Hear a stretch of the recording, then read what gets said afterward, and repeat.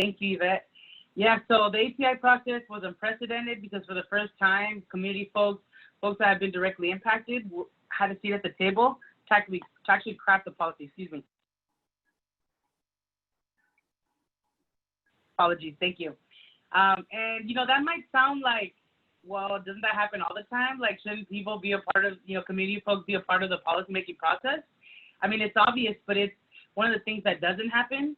How it happens is that, you know, there's lobbyists that are paid, like, you know, a lot of money to represent agencies, to represent industries that are at the table pushing the county and the Board of Supervisors to craft policy. But, you know, with this piece around, you know, stopping jail expansion, they know that we're, you know, the coalition are the experts. And so they let us, you know, appointed some of us to be voting members. And what that means is that, and it was actually a great thing because it was folks like Yvette and myself who actually ended up writing a lot of the recommendations in the report. Our task was to develop a report that showed the county how to, pretty much a plan on how the county could keep people out of the jails, keep them out of the ERs, and keep law enforcement away from our people. And so in that process, it was 115 recommendations that we developed. A lot of them written, I think almost all of them written by folks in communities such as Yvette. And so it was a remarkable process because in the end, you know, this is a report that says care first. It has a county staple on it. It was approved through a consensus voting process, meaning that everybody had to agree to put these recommendations in. And a lot of the recommendations actually, when implemented, could lead to the shrinking of departments like the probation department and the sheriff's department. So it's just, it was a really intense process though, because in order for us to defend the recommendations against, you know, the public safety rhetoric of the sheriffs and probation, because we had to fight against that, it was oftentimes on us to talk about our life experiences, right? Which is taxing, which is traumatizing, but it was also a part of the process that, you know, some of us felt needed to happen because if not, the public safety argument was going to win. But for us, public safety is life-affirming, right? Life-affirming responses to crisis. So that's about the process. It was over a year, and the last actual County Board of Supervisors meeting in March that a lot of the team attended on here was to present the ATI report. So I'll pass it back to you, Yvette. Yeah. Thank you, Eunisses, for that background. And so the board adopted the ATI report back in March, like Eunisses mentioned. And since then, they've been building on that work. So they passed motions to create an alternative to 911. They passed motions to fund the alternatives to incarceration, like the Office of Diversion and Reentry. And so now we're in the state where we're about to implement a lot of those recommendations, and some of them have already begun implementation. So this is a really exciting moment. However, we don't have enough funding in the county to implement all of the recommendations that are in the ATI report, because the majority of the county budget is going to incarceration, to the sheriff, to probation, to things that are not life affirming, that continue the cycle of criminalization. And that is where Measure J comes in. So what Measure J does is it allocates 10% of the county's net revenue. So these are, by net revenue, I mean locally generated dollars. So we're talking about our property taxes, our sales taxes, all the money that's generated locally that we're not getting from the state or from the federal government. So 10% of that budget is going to be secured for alternatives to incarceration, for community reinvestment, so supporting Black and Brown owned small businesses, supporting youth development, community-based services, mental health services in the community. And the kicker is none of those dollars can go to or through law enforcement. So when we're talking about defunding the police, right, it's been this national call to action to move money out of law enforcement, move money out of prisons and jails and put them into the community. This is what it looks like. Measure J is what it looks like in action. And so that's why Measure J is so exciting, because it's a manifestation of those demands to defund law enforcement. Measure J also changes the county charter. So basically what it does is it permanently secures this money. So every year the county goes through a budget cycle where the Board of Supervisors approves a new budget. So if we have a really good progressive board, that budget can look like a lot of investment into our community. However, the board changes, folks term out. And so in order to make sure that we have the money in place to implement ATI into perpetuity, we have to amend the county charter. And so that's why Measure J is so exciting. It's what defunding the police looks like in action. It's a permanent change in our county, and it actually helps us realize the alternatives to incarceration roadmap that community helped drive and write into existence through the ATI report. So Measure J is super, super historic. There's nothing like it in the whole country. There's no measure that compares. And so we're really excited to be a part of the Yes on Measure J campaign. Eunisses is one of the co-chairs of the campaign. So we really need all of the support, all of the information to be disseminated within our communities on how Measure J would be incredibly transformative, will really reimagine Los Angeles.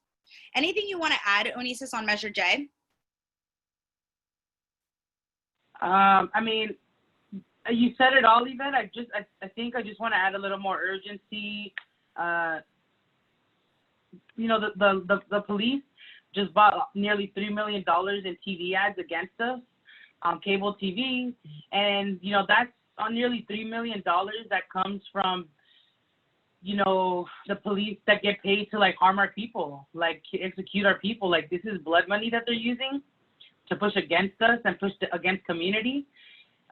They continue to push false narratives, like that the LA Times is supporting them when the LA Times has flipped and has endorsed us.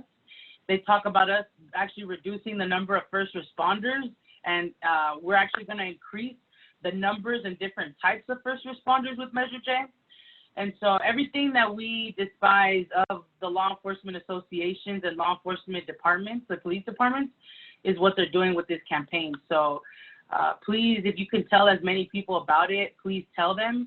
I mean, this is a political moment that, you know, we're layered with COVID-19, with repeated videos of cops killing, you know, executing our folks, harming them, with, you know, lots of jobs, like thousands of families lining up for food, all of the things layered up, right? And it's a political moment where we have had a lot of wins. Like Lucia, Frankie, like they've seen all the policy wins that, you know, we're having as a coalition, but that also has come at a price, right? Because it's Black, brown, indigenous, low-income people that are dying. And so I don't ever want to be in another political moment like this, but I also know that I don't think we're ever going to be able to get as many wins.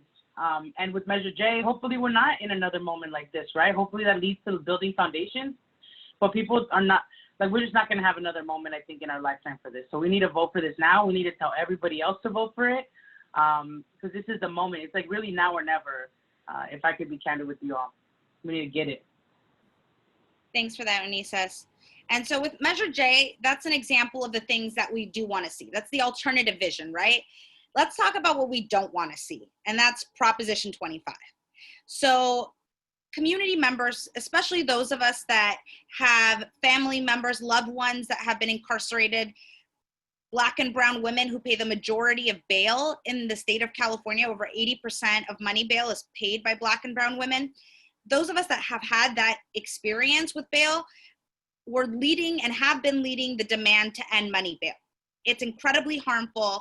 It disproportionately impacts the same communities that are already suffering from divestment, from criminalization, from incarceration. Money bail just profits for the private sector off of the current public infrastructure for criminalization. So it's bad. We hate money bail, it's bad. However, what Proposition 25 does is it tries to replace money bail with an even more harmful system of preventative detention. And that's saying a lot, because the money bail system is trash. But the system that Proposition 25 is trying to replace it with will only lead to more incarceration. And it will lead to more incarceration because of three primary things. So the first is that it mandates the use of algorithmic-based risk assessment instruments. So what that is, risk assessment instruments, they're algorithms, they're a formula that takes discrete facts about an individual, such as their age, their prior arrest record, and even their zip code, to spit out a score, much like a credit score. And that score is used to determine whether someone is set free or incarcerated. What's really terrifying is that they're using data that's already biased. So when we look at certain neighborhoods where there's a concentration of Black and brown and poor people, those neighborhoods are more heavily policed, which means that folks living in those neighborhoods are going to have a different arrest record than folks that live in more affluent or white neighborhoods. So if you're looking at arrest record, you're already looking at bias data. And the number one factor in determining risk is actually age. So the younger you are, the higher your risk score.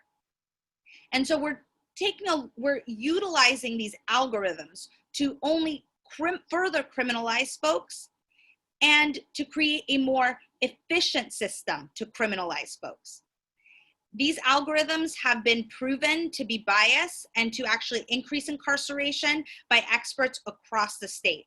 Researchers at MIT, at Harvard, at Columbia, at Berkeley, at Stanford, at UCLA have all concluded that these risk scores are biased and will only create more harm. The second damaging piece about Prop 25 is that it expands funding for probation departments. So probation departments are law enforcement by state statute and in practice. So we're talking about giving more funding to police, to law enforcement. And probation departments, especially here in Los Angeles, are notoriously corrupt.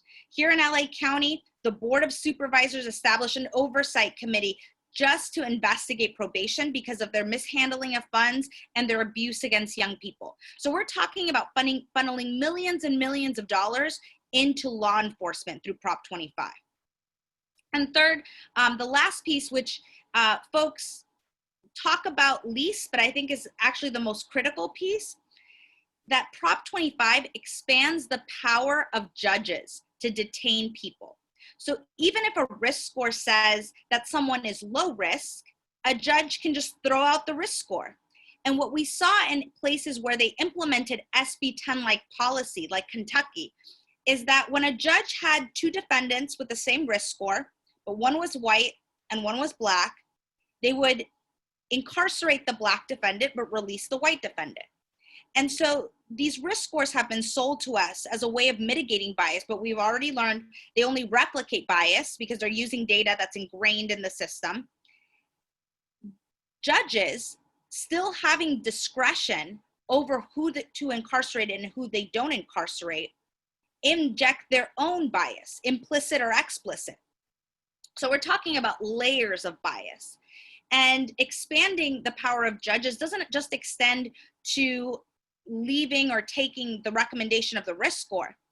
Judges also have the power to manipulate the metrics of the risk score. So they can say that let's say that there's a scale from 1 to 5. So 5 being the highest risk and 1 being the lowest risk.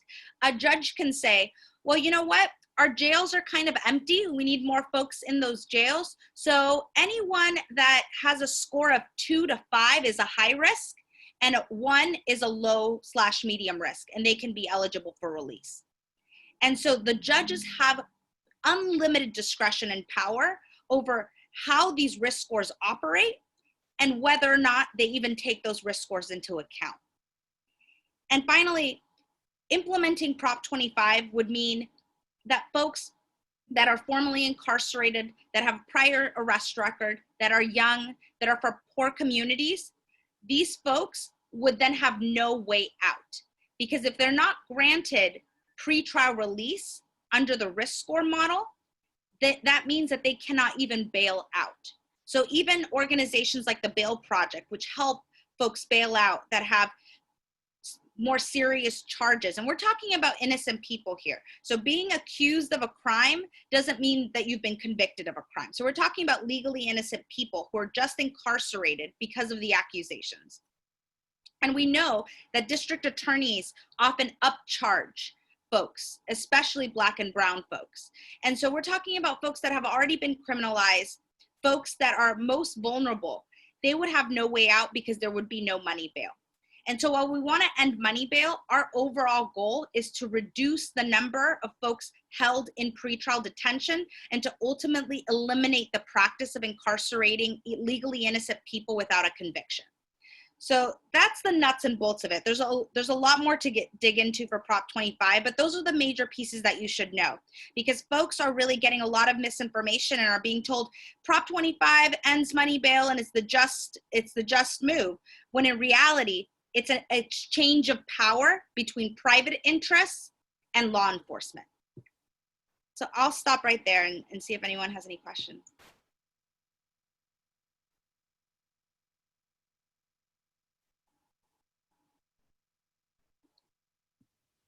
You can feel free to drop them in the chat or share with your mic on if you have any questions.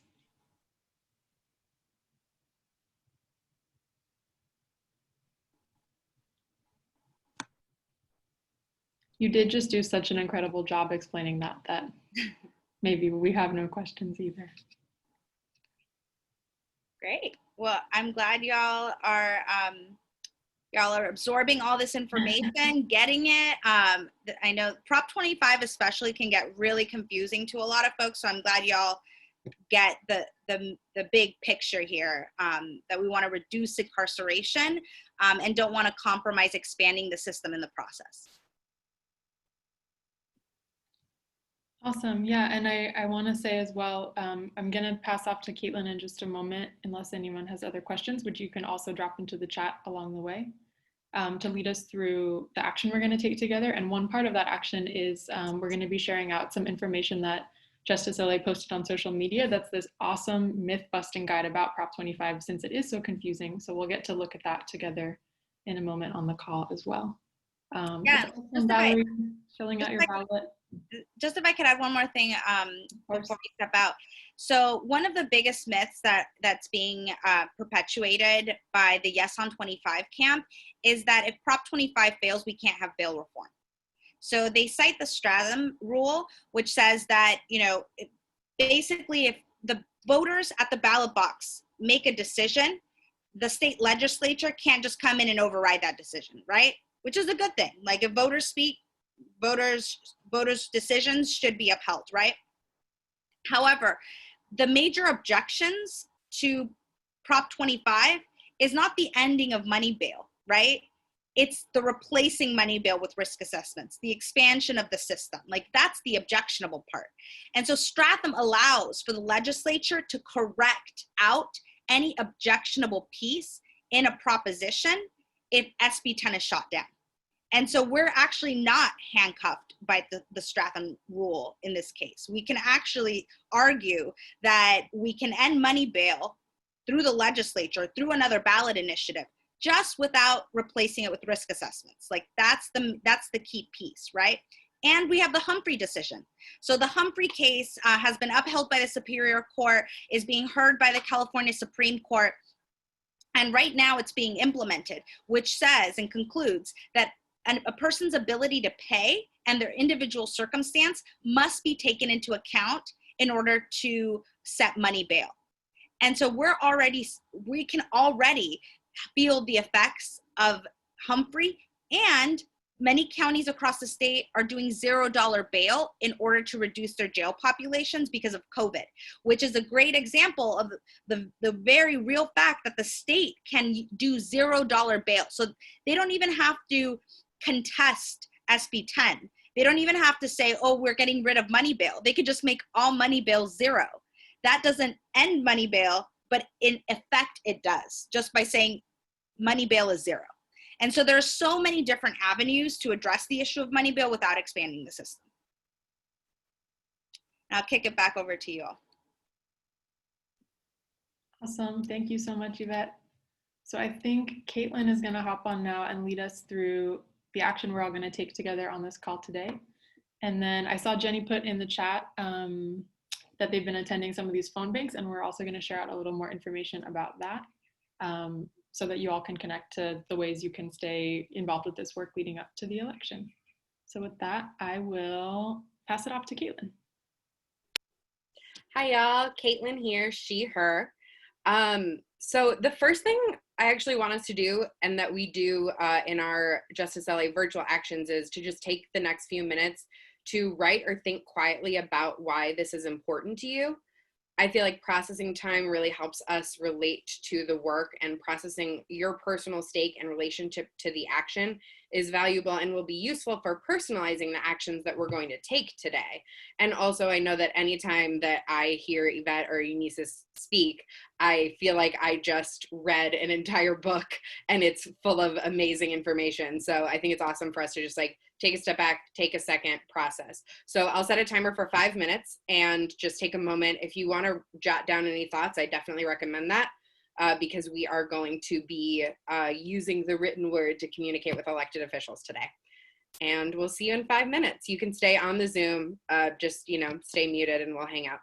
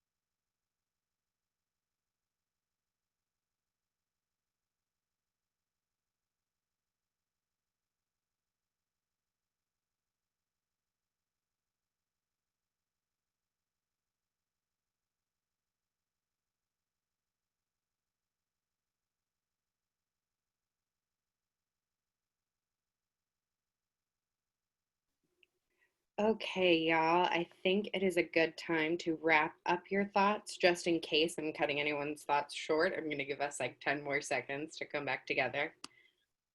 And then we can talk about what we're going to do for today's collective action.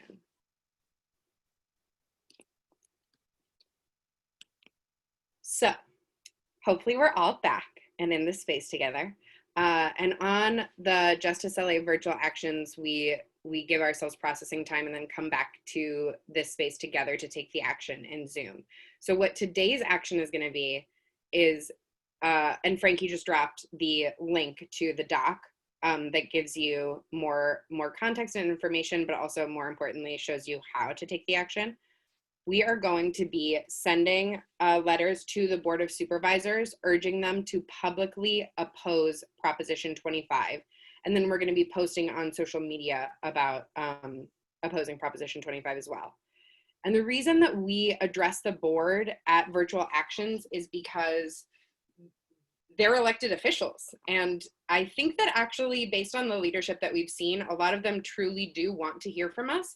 But most importantly, we as citizens deserve to have our voices heard by them. And how else will they know how to make decisions, especially because the board gets to make a lot of crucial budget decisions, and budget really does determine the in practice values that we see, brought to life in our communities.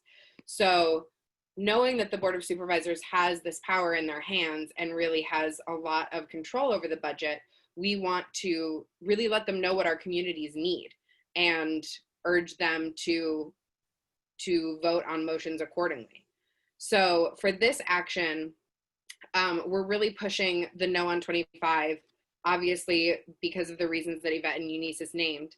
And we really want to see the Board of Supervisors publicly oppose it, because their leadership would help amplify this message, especially because it has been such a tricky, mixed message. I even was speaking to one of my friends who's very involved in justice work, and we were discussing how she has seen so many conflicting advertisement campaigns on it that she double checked with me when she was filling out her ballot.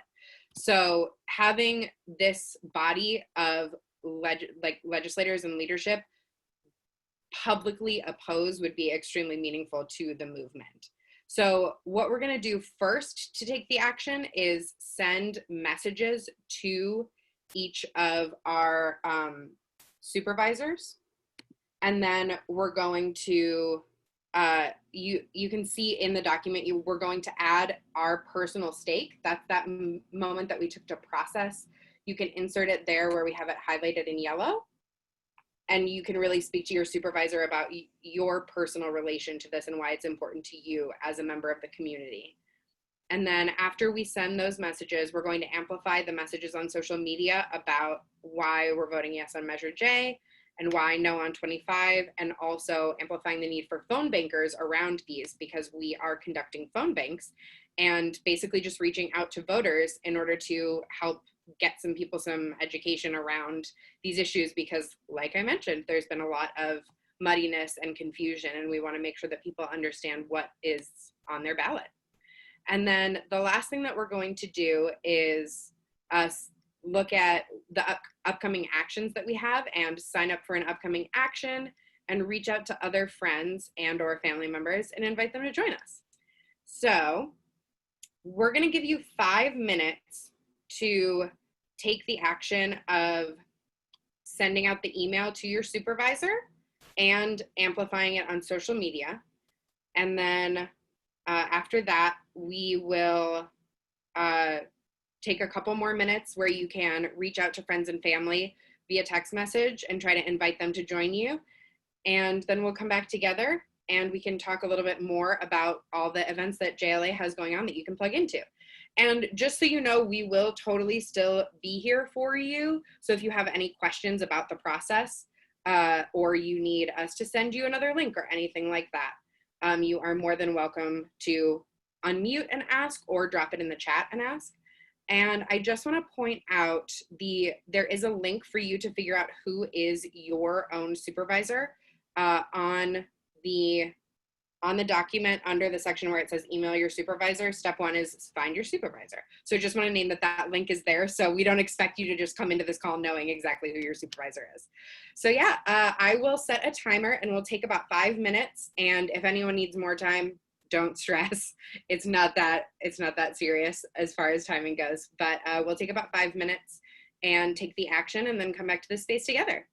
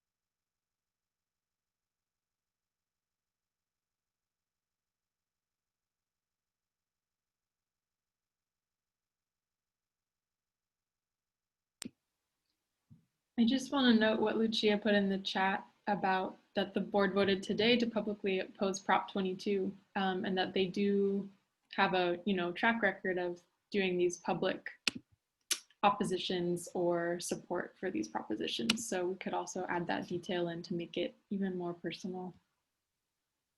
And Catherine Barger is my supervisor, but I love emailing her because I know she disagrees with me. So it feels important to let her know my thoughts about these different issues.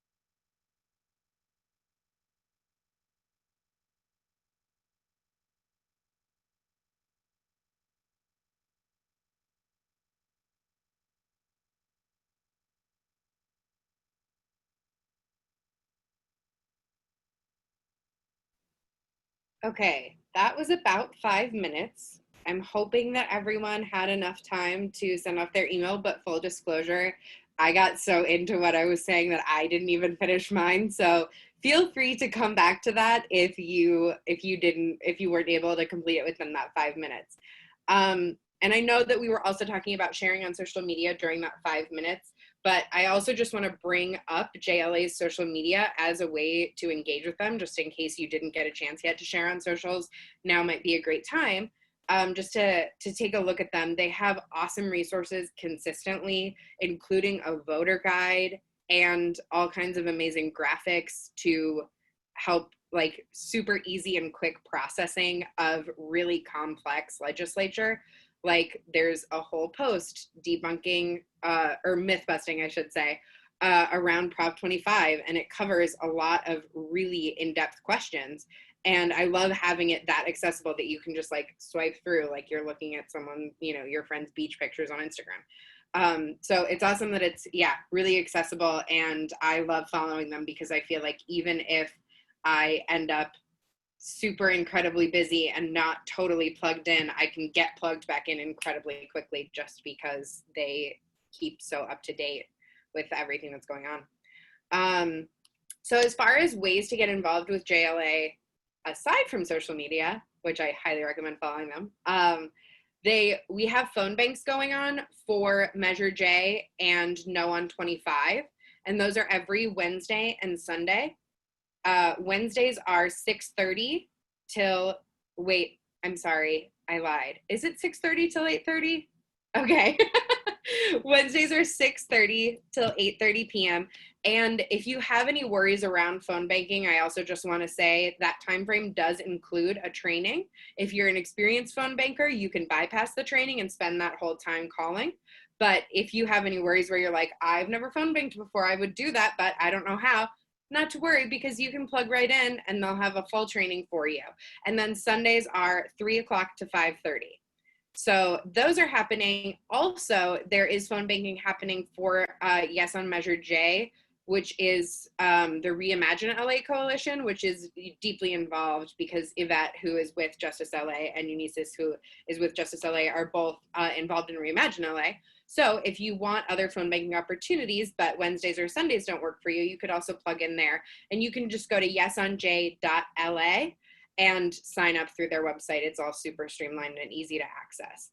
And then one of my favorite things and how I came into this virtual work is our virtual actions, which happen every Monday and Friday. And they're from 10 a.m. to, wait, is that right? They're from 10:30 a.m. See, y'all, time, am I right? They are from 10:30 a.m. to 12 p.m. So it's a relatively short chunk of your morning, but you get, did I say the wrong thing, Lucia? No, that's right, okay. It's a relatively short chunk of your morning, but you get to dedicate some time to be in community with people as well as to take action. And if I can speak for like one tiny second about that, I have felt incredibly lucky to get to join in on that space. There's organizers who have been working with JusticeLA for a really long time, but there's also people who just started coming last week. And being able to plug into a space where people can come from those different levels of experience and people can come from all different areas in the community to support each other and to support and uplift the demands of JusticeLA is a truly magical thing. Being able to process personal stake with other people and get to know other people who are system impacted when I myself am not has been incredibly eye-opening. And I truly feel like every single time I attend one of those calls, I learn something, even if it's not necessarily through the poly-ed, through the personal connections and relationships that have been built in there. I feel like I come away having learned something every single time. So we would love to have you join in on that. Again, Mondays and Fridays, 10:30 a.m. to 12 p.m. And the JusticeLA general meeting, Frankie, if you could remind me the timing of that actually. I know that it's Thursday. Yeah, so it's the first one in these actions listed in the document, and it's Thursday at 6 o'clock. And there's a link where you can sign up there for that meeting. Beautiful. I love it. So we would love to have you at that meeting. That's the general coalition meeting, and that happens once a month. So less frequent opportunities to attend that. So I highly recommend going while you can. And then I would love if we can go through to, let's see, I'm scrolling down in the doc now.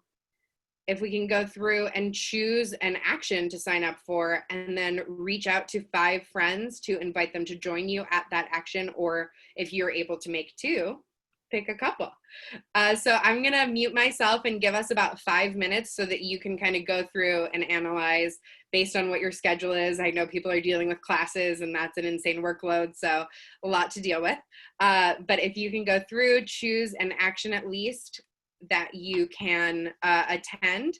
And then if you scroll down past those actual actions, there's a script of a suggested script with which you can reach out to people. So you can follow along with that and hopefully get some folks to join you. And again, we'll be here hanging out for support. So if you have any questions, feel free to unmute or drop them in the chat. And I will see you in 5 minutes.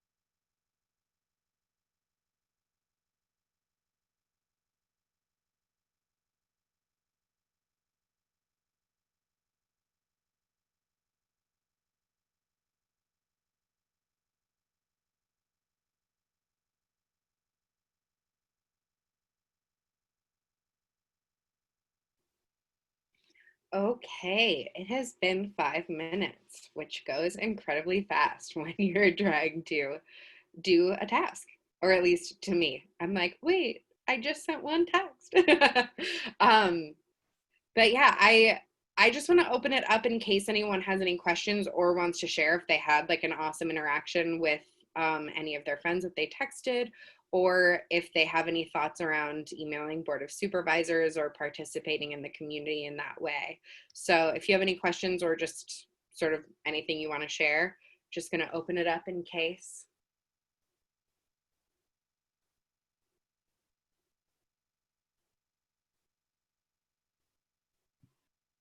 I haven't had any bites yet tonight, but I have had surprisingly great luck texting friends about this. And I feel like a lot of people are just sort of like wondering what to do right now, and just sending someone a link where it's like, sign up here, I'll see you on Wednesday, can just be like a really great, easy way to hook a friend into this.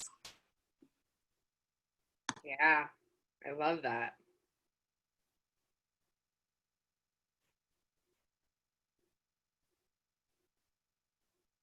Awesome. Okay, well, if anyone does have questions, you are more than welcome to reach out to me, just because I get so excited about this that I'm like, yes, let's talk about it. What do you want to know?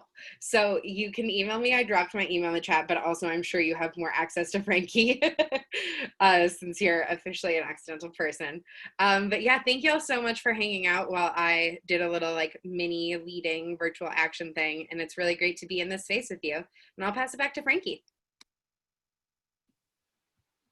Awesome. Well, thank you so much, Caitlin and Yvette and Eunisses, for your leadership on this call and connecting us all to these actions and this work.